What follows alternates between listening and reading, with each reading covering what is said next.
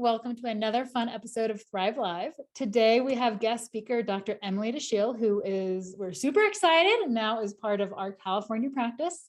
She has been practicing for over 15 years and she has really a focus in family medicine, but a very strong emphasis in pediatrics, women's health, and adolescence. So Dr. DeShiel, thank you so much for coming on and joining us today. Hi, everyone. I'm excited to be here. Excited to be a part of the team at the Naturopathic Wellness Center and looking forward to this fun conversation and this important topic, in my opinion.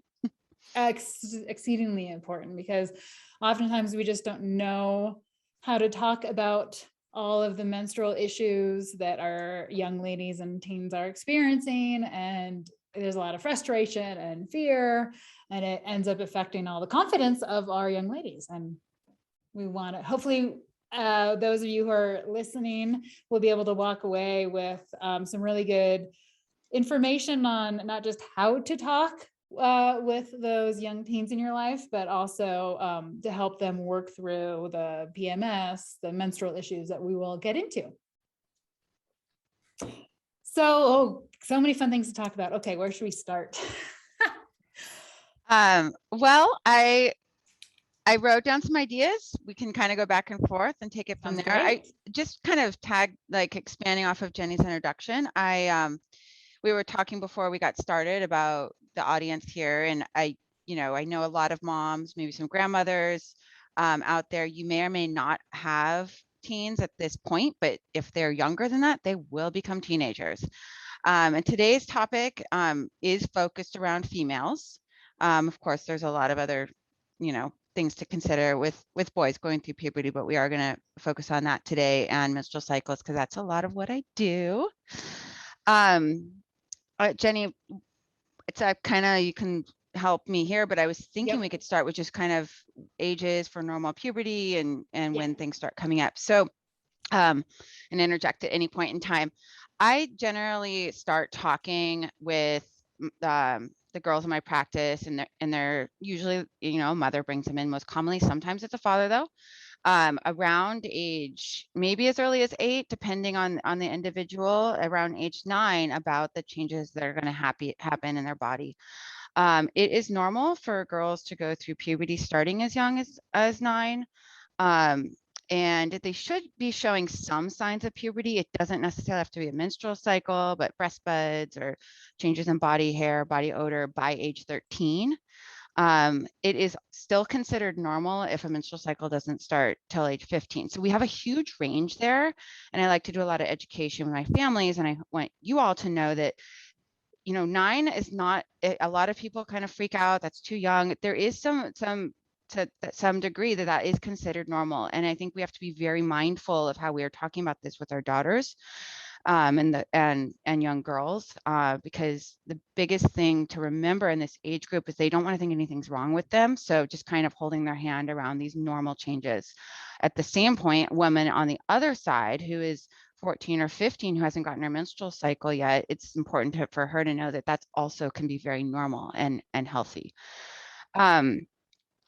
Before we get into some of the normal, most common things, I think it is important to talk about red flags. So earlier than 9 is something you really need to talk to your doctor about and may need further investigation with that. And then so as far as menstrual cycles go, if a female has 0 signs of puberty, and no menstrual cycle by age 13, it is something to talk to a doctor about, and probably will get a referral to an endocrinologist to do some lab work and check in, make sure there's nothing else going on. Like I said, it doesn't have to be a period by age 13, but there should be some sign of the changes in a girl's body for puberty. And then if there's no menstrual cycle by age 15, that also starts to fall into the category of what we would call primary amenorrhea, meaning that a woman has not gotten her cycle in the age range that's expected. And that is also a time where you would want to bring your daughter to see a doctor and go through some workup to see what's going on with that. I do see that from time to time with really I have a lot of athletes in my practice, and I have a lot of teens who are very athletic. And I can talk a little bit more later about athletes. But but that's a common age group where it could be a variation of normal, but there is many other things that need to be ruled out. This is not common, but it does happen. So that's, and I have some moms who will express concern if their daughter's 14. I still say that's totally normal. Just let's be patient. Other normal things that I sometimes get questions about with when a girl starts her menstrual cycle is they had a menstrual cycle once, they didn't have another one for a year. That I consider normal, especially with the first menses. When you have a teenager, it like other red flags to pay attention to. Sorry, I'm jumping into kind of the irregular cycles because I do a lot of that, but is if a girl who has been having her menstrual cycle regularly every month stops having her cycle for 3 months, that is also a reason to go in and see the doctor and evaluate what could be going on. If her cycle hasn't been regular, 3 months is kind of too short, but if it hasn't been regular, it's 6 months without a cycle that you want to go in to see the doctor. And so this reminds me, I need to backtrack a little bit. Jenny, interject at any point in time. You're doing great. I want to backtrack a little bit to when your daughter gets her menstrual cycle. So if you're parents, there's this variation of how comfortable kids are in talking with their parents or their mothers or other women in their life about what's happening. Some girls are very, very private and want to be secretive, and some girls are like very open and say, I do feel like it's very, very helpful to have a woman in your daughter's life. It doesn't have to be a mother. It can be a sister. It can be an aunt. It could be a grandmother. But sit down and really have a good heart to heart about these changes. I was telling Jenny earlier, I've created a list. There's a number of resources to help girls and parents through this change. There's a lot of books available to teens, and I highly, highly, highly, highly recommend. Even if your daughter's like, ew, I don't want that, you leave it on her bed, okay? to provide resources to your young girls so that if they're a little bit more private, feeling a little bit more shy about this, they can lock their bedroom door and read this book and, may or may not feel comfortable talking about it. But I want to make sure that these women understand this normal, healthy, beautiful process and are able to feel comfortable with the changes that are going to happen in their body. And I have yet to, whether she's open about it or not, I've yet to meet a girl who doesn't actually have a deep interest in understanding what's going to happen. Just to pause you for a minute. I love what you said about the beautiful process, right? Going back to if we all remember when we got our period for the first time, right? Like it was uncertain if it wasn't talked about. There was a lot of fear about it. Am I normal? And this is also when our confidence is really getting challenged as teens too. So, bringing in that healthy aspect, mental and emotional aspect, and looking at it as a beautiful process. I love that. Yeah. And it is. And I can reiterate that again. I think that's probably the most important thing to connect with your daughters on is this is normal. This is totally normal, because there is a lot of fear. And even if they have friends who have gone through this that they've talked to, it's like, well, what do I do? Like and so however you can, making it normal, like don't like whisper about it behind the scenes. Like, let's talk about it. And, every mother is a little bit different too, but I have people in my practice whose mothers have huge ceremonies and parties for their daughters. And, there's a lot of right ways to go about doing that, is what I want to say. But helping normalize it is probably the most important thing, because I don't want young women to feel that this is something to hide or be ashamed of. And hopefully they have other, women in their life that help remind them of that. And as a doctor, when I have women in my office, this is a time where I might even ask them, a parent to leave the room and have a little one-on-one time to just kind of break that ice and talk about how normal this is. Like, it's just part of life. It's part of being a female.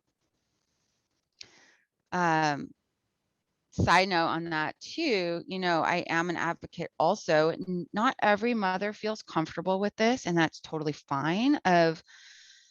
even when your kids are young, you know, if they're poking in the bathroom, tell them what's happening. You know, if you have a daughter who's, you know, poking around and you're on your cycle, you know, it's not wrong to tell them what's going on, because as young as they start like understanding this, the more normal it is.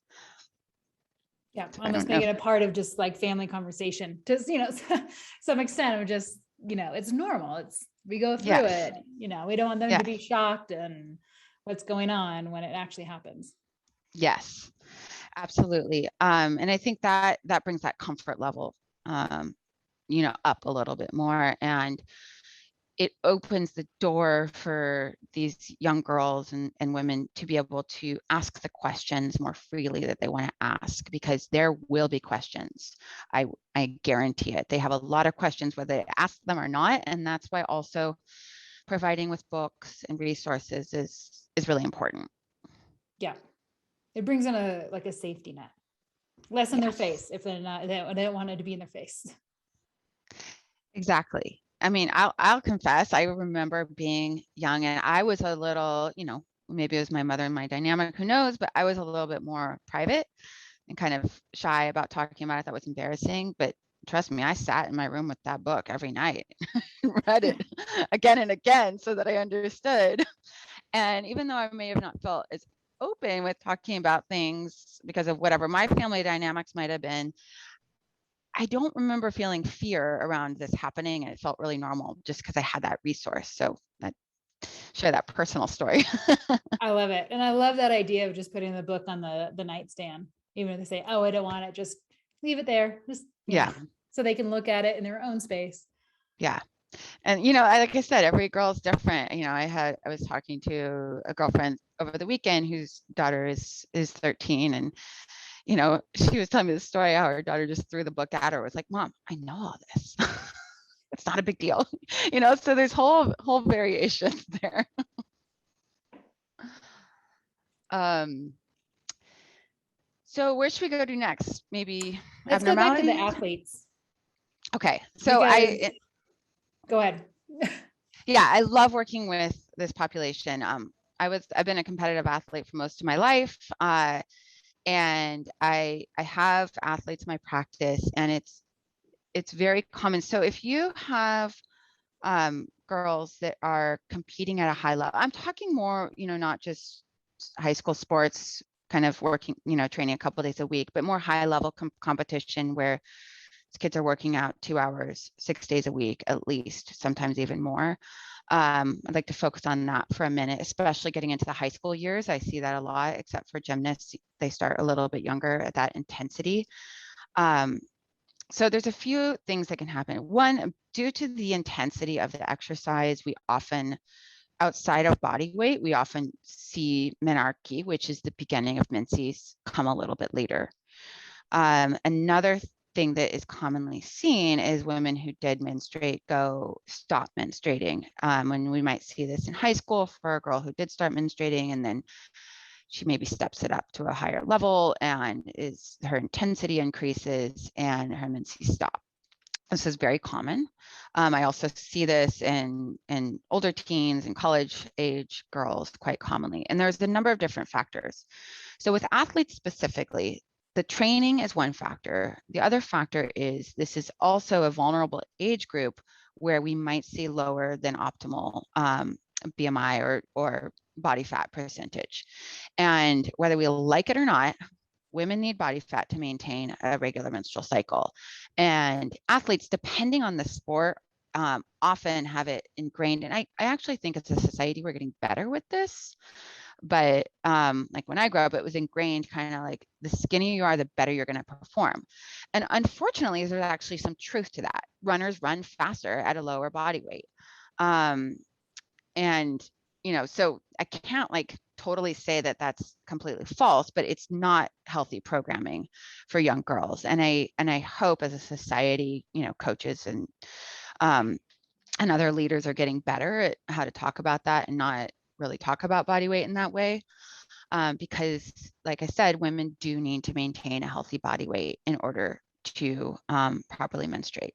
The biggest obstacle, and we can go into a little bit more about this, is when a woman stops menstruating. And as I said, if it's 3 months for a regular cycling woman or 6 months for an irregular cycling woman, we do call that secondary amenorrhea. These are your daughters. I really don't like talking about like labels and diseases, so I wouldn't even use those words in the home. It is what it is. I don't find that helpful. We can talk about, how I would talk to other doctors, but when we talk to our daughters, I don't like using labels for irregular things. They just are who they are, and we're going through supporting them and helping them be the best person they can be. But with going back to what I was saying before about athletes, with athletes and their menstrual cycle irregularities, the biggest challenge that I see is in a non-competitive person who's working out a lot. I would have them tone back their exercise. I would say, let's take a break. Let's do maybe some gentle walking and yoga instead, not exercise at much intensity. But when you're working with a high school teenager who is working for a college scholarship, there has to be a compromise there, because that's something they're passionate about. It's something they're really working towards. And so it's not as simple as saying, in my mind, the way I work, some other doctors might say you can't do that anymore. But the way I work, especially with my background as an athlete, is that's really important to them. If it's something they truly want to be doing, I want to support them in that. So there is a lot of education then, and working with their coaches is what I've done before too, about the calories they need to get in and how to maintain the body fat percentage they need to be at for normal menstruation while exercising at that capacity. And that is very difficult for teenage girls, for a lot of them to do. And it's tricky. And sometimes I need to bring in dietitians that can do a little bit more, or nutritionists that can do a little bit more one-on-one work and education around that. But the cool thing about working with athletes is they're super in tune with their body. Even at a young age, they seem to have a better feel for their body. And, of course, eating disorders is a huge issue in this age group. And that's why sometimes it takes a team to work with us. But there's also a percentage of women who don't have a body dysmorphia and just needed some more counseling around, like, oh, I didn't realize I wasn't eating the right foods or enough of these foods. Because this is also an age group that often eats poor quality of food. So I usually start with that, like really emphasizing one, quality of food. You need high quality fats. You need good quantities of essential fatty acids. If they're not eating fish, absolutely supplementing with fish oils, eating nuts and seeds, and high amounts of fat and high amounts of protein are essential. This is an age group where we often see, like, even in athletes who we think are super healthy, we often see like the carb diet, because that's what's around and that's what tastes good. And you want, crackers and chips and bread. And so I totally remember just like high school, looking back, because I was pole vaulting and we'd work out for 2-3 hours 5 days a week. And I totally remember going from, like, my last class was math, like going from math class, having a bunch of goldfish, and then being like just crashing as I'm like doing my warm-up sprints and just like no energy. Right. Yeah. Right. I mean, it's so true. And that's, I think what happens, and also with the athletes, they're exercising at such a high capacity that most of them truly are very hungry. And when they're eating the wrong foods, you're not refueling in the right way.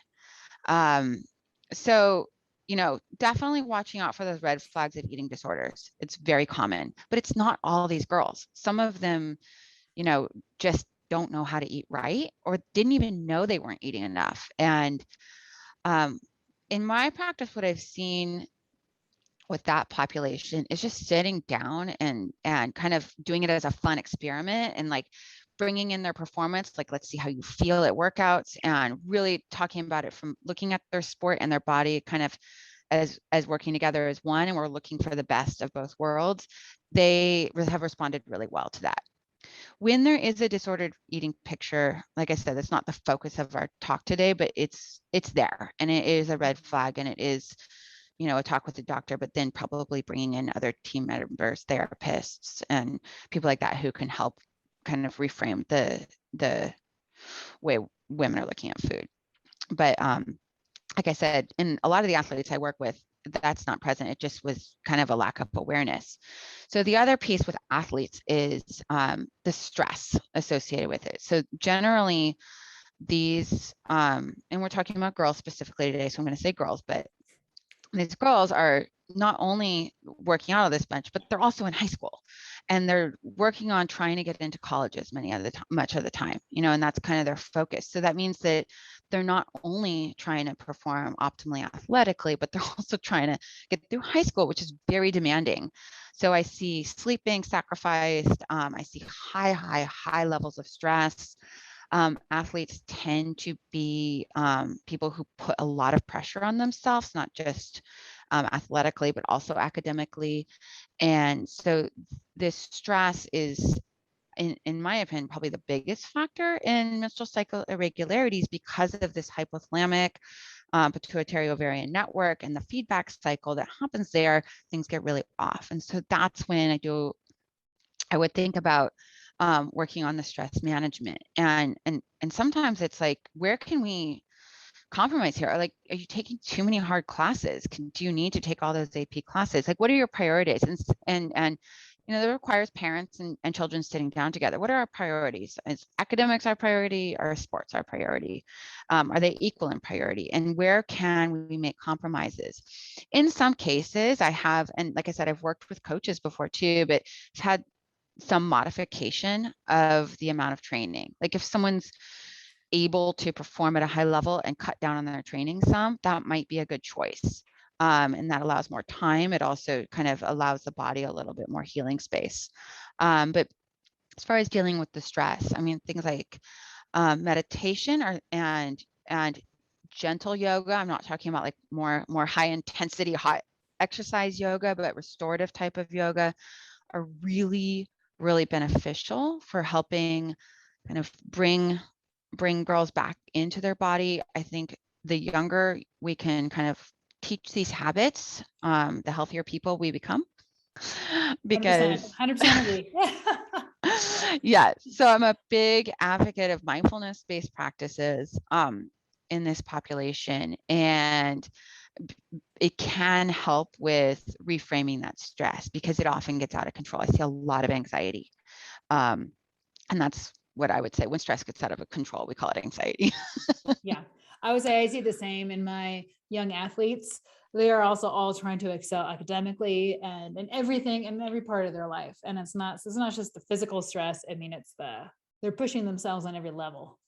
Yes. And there tends to be in a way, it's probably a gift in a way to them, but there tends to be a very strong voice in their head that says, push harder, work harder, like get to that goal no matter what it takes. And that's intense. That's a lot. And so bringing in some of that more nurturing energy, the mindfulness, some softness is really important, and often a harder thing to intervene with, because it's so different from how a lot of these girls have been running their lives. But so important and so helpful, and can be really helpful in getting those menstrual cycles back on track, because it's helping to calm the brain. And the good news is, I don't see, when women bring in a little bit more balance, I don't see their performance decline. I see their performance improve. It goes up, and that's they're sleeping, they're eating better. Yeah. Exactly.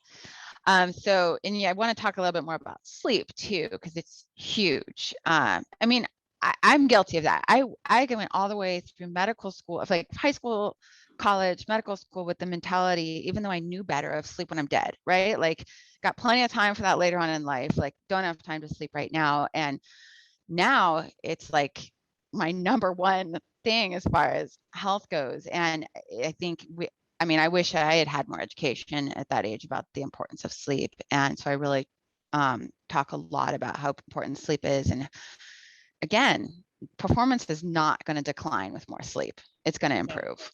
And just linking to the greater picture for everyone. I mean, doesn't matter how old you are, sleep is huge. And the better you are at taking care of yourself and sleeping, you're more efficient in the hours that you are for working or exercising, and your performance across the board just goes up. Yeah. I cannot agree more. Yeah. And a new thing, well, maybe not new, but the last few years, in the big picture of the world, I feel like it's a newer thing that I see as a sleep obstacle in this age group is the screens. Mm-hmm. And this is a tricky one because I know the conflict that can occur between parents and teens when you're trying to take away the screens. So approaching that with an educational tone is what I like to do about how disruptive screens are for sleep, and really trying to get rid of those screens an hour before bedtime. I know that with high school, it's really tricky because a lot of the work you need to do is on screens. And blue light glasses. I was going to say, like, Jenny, what do you think about those blue light glasses? I love them. I'm wearing them right now. I need some for the daytime. I have the nighttime ones, which have to be, so for nighttime sleep, it has to be the orange, like super nerdy looking ones. But I do highly recommend them, not just for kids, but for adults who just can't find a way around without being on the screens in the evening. I highly recommend those because it will help your brain settle into that sleep mode more, because the blue light from the screens is so disruptive. So again, with this age group, and even younger adolescents too, even kids, I find that education is the best approach rather than just telling them what I have to do. Explain to them. I mean, it's my role as a doctor, but I encourage parents to also take the time to try to explain to them why you're asking them to do these things and recommending these things.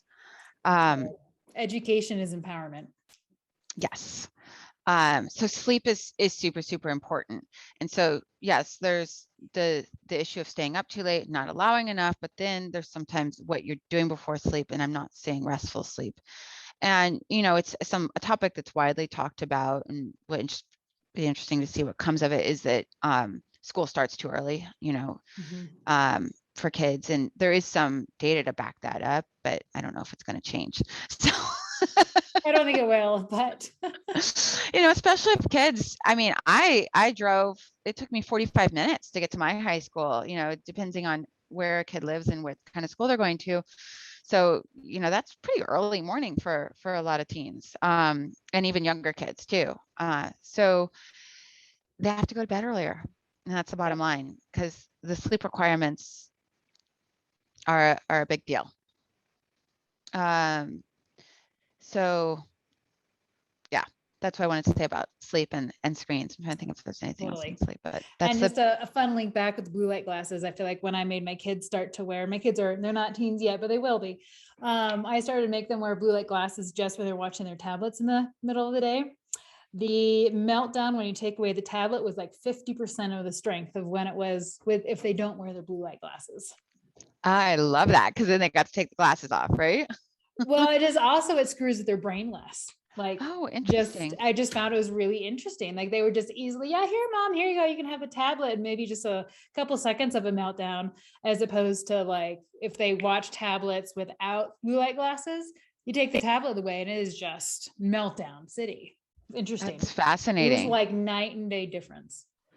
Oh, that's really fascinating. And my kids are still in their reptilian brain of their childhood development. So they can't really, my daughter's starting to be able to rationalize things. She's getting old enough where she can rationally talk about her emotions. But when we started this, their brains were still reptilian response. And so you don't get the talking about it. You just get the outbreak. Yeah. Mom gets to do that quick. Okay. What could it be? It could be A, B, C, D. Yeah. That's really interesting. I love that. That's a great observation. Especially with all of our teens on Zoom now for school. I mean, they're just getting inundated with all the blue light during the day. And even if they're just doing the computer screen during the day, that is still affecting the sleep, 6 hours later. Yeah. Absolutely. It really is. So big fan of the blue light blocking glasses. Do you have any specific, people always ask me for brands, and actually I don't know how to vet a company properly. So I've been hesitant to recommend specific brands. I can tell you, so these are Classy Network. I like them because they're fashionable too, and they're really comfortable to wear. And I can tell you they work. I stopped having headaches after work when I started wearing these. So, and Yeah. sleep improved, and I have all the data from my Oura ring on sleep cycles, and I can tell when I wear it, when I don't. So Yeah, I think that's interesting. When I do wear my ones at night. My 3-year-old thinks they're hilarious and loves to wear them around the house during the day. But and mine were only like $20. They're super cheap because no one sees me in them outside my family. yeah. But the orange light, I absolutely noticed that if I'm on screens at night and I don't wear them, my versus when I'm on screens at night and I do wear them, my sleep is so much better. And main thing I noticed, I'm more rested in the morning. Mm-hmm. I'm feeling a lot better in the morning if I wear those. So it's not a gimmick, guys. It I guess isn't. that's It's what not we're a trying to gimmick. say. There is real research and data here. Yeah. An easy way to get your, teen daughter excited is let her pick out the fun frames that she thinks are super cool. Yeah, for sure. So I guess should we return to some other kind of? Let's return back to our talk. Yeah, so I wrote down some notes here because I was trying to think, part of what I see in my practice and what I know is more common.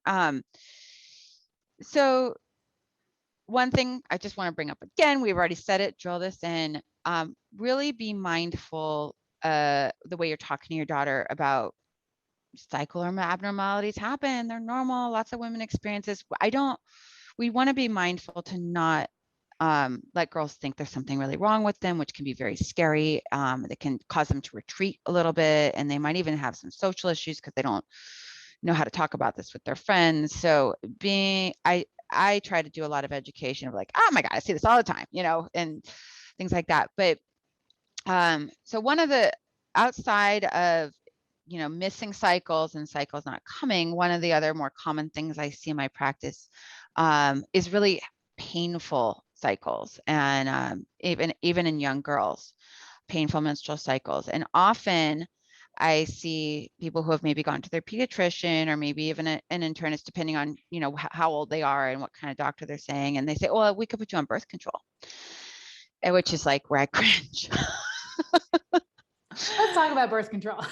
So let's talk about birth control for a minute. Yes. In my opinion, especially, well, in any population, birth control has one purpose, and one purpose I'm very supportive of it for, and that is preventing unwanted pregnancy. So if you have a teen who wants to go on birth control and she may or may not be open with you about the fact that she's sexually active, let her go on birth control. So I just want to say that because unwanted pregnancy is not something that I want any young girl to deal with. And we do have pharmaceutical interventions that are relatively safe in that age group and effective. Yep. I don't know if you agree with me, Dr. No, I do. Jenny, 100%. Yep. But outside of that, 100% agree. At the same time, I do not believe that birth control is the best treatment for menstrual cycle irregularities, painful cramping, things like that. We are naturopathic doctors. This is what Dr. Jenny and I do. And this is probably why we do what we do, is because the body is amazing and the body can heal itself. And we have to identify why that imbalance is there and address that. And we can get these issues, for lack of a better term, rebalanced, and sometimes quite easily. It might just require, some supplementation, some changes in diet, some education, and we see these shifts. So please tell all your friends, have your friends tell their friends, like birth control is not the answer, especially in young girls, is like the only solution for menstrual cycle irregularities. Yep. And there's so much we can do. And when it comes to the PMS and menstrual irregularities, we want to figure out the cause and treat the root causes and balance. Because we don't balance now, then it's going to take so much more time and effort to balance in their 30s. Yeah, it's so true. And outside of, having the benefits on their physical health, I really love that working with a young girl and going through this, they learn so much about their body that when they're in their 20s, they're like, I got this. Like something's off. Like I know my body really well. I know what's normal and it's abnormal. Because kid you not, I have met women in my practice who are 35 and have never tracked their menstrual cycle, have no clue how it works, completely. I mean, and this is fine. This is normal. If there's anyone out here who doesn't know, like that's fine. But I want you to understand how the menstrual cycle works. Because like I said, like, it's really important to start young, understand what ovulation is and why it happens, and how women get pregnant. It's really important to understand all these things. Because like I said, some adults don't even understand. I've had women who have had babies in my practice that do not understand how that even happens. So um, it's really helpful to understand that normal cyclical nature. And going back to what I was saying before, I got a little tangential, is that when women are having painful periods, or they miss periods, or they're having other hormonal symptoms, instead of just putting them on a birth control pill, which suppresses that, and it seems like everything's normal, it's really just shutting down the body and saying, you know what, just don't even try. Like the pill's going to do this. Instead of that approach, we're saying, hey, what's going on with the body and how can we help it? And so bringing that in is really important. With painful periods, there are some things that are important to talk to a doctor about. If they're so painful that your daughter like can't go to school, is lying in bed, to me, that's not normal. Cramps that are like uncomfortable, maybe for a day or two, and they can kind of work through it. Maybe they take, a little pain medication to help. That's pretty normal. But when I have girls in my practice who literally cannot go to school, they're in a bathtub or lying in bed with a heating pad crying. That's beyond what someone should have to experience every month. That's a good reason to talk to a doctor about it. Yeah. Commonly, that's due to an imbalance between estrogen and progesterone, which naturopaths are like super awesome at approaching and using diet and herbs and nutrients and all these wonderful tools we have. The things to rule out that your doctor, your naturopath, your gynecologist would hopefully talk to you about as well are cysts and fibroids, which can form at a young age. We think about that commonly with adult women, but this can happen in teens. Ovarian cysts are quite common in teens. So that's just important to know about. And again, when you're talking to your daughter about this, being like, hey, you shouldn't experience this pain. Let's go talk to your doctor about it. And just keep it as cool as possible. Yeah, let's change the perception that a normal menstrual period is painful and you get depressed and anxious and irritable. A healthy, normal menstrual cycle, you shouldn't have to have the pain. You should not be experiencing those mood changes. It should be nice, bright red, easy flow. You're surprised that it comes. And I feel like almost all women who I talk to, they're shocked when I say that. And I'm sure that you find the same thing of no, a normal healthy cycle is none of these symptoms. These are all like, we've decided that they're now normal just because of society and everyone goes through it, but that's not a sign of a healthy cycle. Yeah, I agree completely. And I also just want to mention sometimes it's an easy correction. I mean, I have had so many cases of young girls, and older women, but especially young girls where, I'd be like, hey, you're eating a ton of sugar. Like, let's just try to cut that down. And this is just an example. Every person's different, but, taking out some sugar and dairy. And then all of a sudden they're like, wow, I don't cramp anymore. Like, I'm fine. I didn't even know my period is coming. So I'm sure you've seen similar things. It doesn't have to be like the biggest, hardest change ever. Right. And the good news is that it's so much easier, generally speaking, to shift things and rebalance when we're younger. And so the amount of intervention that it requires to rebalance your menstrual cycle is, generally speaking, so much less at 15 than it is at 35. Absolutely. And this is why I love seeing kids and young people in my practice, because their bodies are like ready for it. They're like, oh, just a little nudge. Cool. I'm back in balance. Right. Yep. Definitely. So that reminded me, Jenny, I wanted to talk about just cycle tracking a little bit. So another thing that I think it's good to encourage girls to do, is start noting on a calendar or an app or something when their cycle is coming. And if they are getting symptoms, to pay attention to when those are occurring. It's all part of that, just them learning about their body and being in touch. So I will see often in my office, the mom and the daughter are very close, have a really great open relationship, and the cycle is being tracked, but not by the young woman.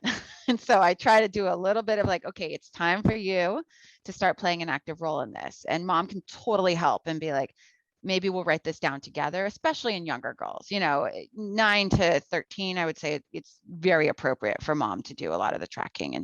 But someone should be starting to note when these cycles are coming, because it just helps that young lady become more in tune with her cycle. But getting into the teenage years, I really encourage my patients to start paying attention to that on their own. And you brought up some of the mood changes that can occur in young people. And so I sometimes have girls coming in who are experiencing some anxiety or depression, may not link it to their cycle at all, but they start paying attention to the days they feel real bad and when their menstrual cycle is coming. And not all the time, but often we start to see that pattern, and we can do some education around that. That's not normal. And maybe we can work with rebalancing things a little bit here. Yeah. I think it's also educating what's normal and how, what's abnormal, but also more important, what's normal, and how what we're going through is normal, but let's just not stay there if it's a regular or premenstrual, and let's make it more comfortable. Yeah, exactly. I mean, normal, I don't know about you, but normal is always a funny thing to talk about, because what's considered normal, I think, in our society by standard medical things, is not necessarily optimal, and sometimes we can be better than normal, I guess. It's probably normal. What is normal? Normal be better than normal. Yeah. So I always say, well, that can be normal, but it's not optimal. And I think I can get you to optimal. Yeah, we'll use the word optimal. Yeah. But it's a tricky word, especially in medicine, because, you look at Western medicines like lab rates that are normal. It's like, well. Yeah. Agreed. We should probably start to wrap up. I could keep talking with you for another hour, but I know. Any last parting thoughts, comments? No, unless there's anything I haven't touched on. I mean, I could talk all day probably. Yeah. So I'm trying to think if there's anything really important. Maybe one thing, I kind of alluded to this, and I don't see this ever being an issue in my practice, but I think it is really important. Whoever your doctor is, hopefully it's a nice, compassionate naturopath or another practitioner who has a little bit more time and ability to really listen to your daughters. But what I was going to say is allowing them, even as young as 9 or 10, to have a little time alone with the doctor, so they feel like they have this different space without, even if you have a really good relationship with your daughters, it's very important to me. I always ask my patients, once I think I had a girl who was really shy and wanted her mom there. That's fine. It's always the patient's choice, and the patient is the child. But most of them are really happy to have a little one-on-one time with the doctor to talk about things that they might not feel comfortable talking about in front of their parents, and be honest with their doctors. So just be open to that, moms and dads. Totally. I don't think the dads are on this call, but sometimes the video recordings get pushed over to the men, but awesome. Hi guys. Pretty much 100% are female. Yeah. Awesome. Well, thank you so much for coming on. This has been wonderful. And I think it's so important to help just change our conversation with the young women in our life, whether if you don't have any current teens, but maybe we've got nieces or cousins or other women and young women in our lives who don't quite have that open discussion with their other females in their life, and they need someone to come in and just openly and candidly bring in the discussion. So All right. Well, Okay. thank you so much. It was Thank wonderful. you. And I will see everyone next week. Thank you, Okay. Emily. Bye, everyone.